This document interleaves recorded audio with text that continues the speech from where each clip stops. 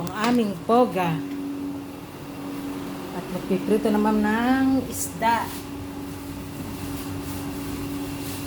Yan po ang tanghalian ng aming amo.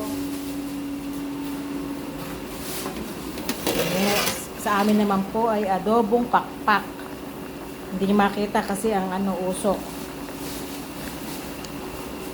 Yan po ang ating At saka magpiprito ko ng namimiss na namin ang balat ng manok eh. Hindi lang araw na akong di nagpiprito ng manok. Kaya gagawin namin today. Ako lang pala. Let's go! See you guys! Please subscribe my YouTube channel, Alice Vlog TV. Subscribe niyo po ako sa Alice Vlog TV sa YouTube channel. Bye-bye!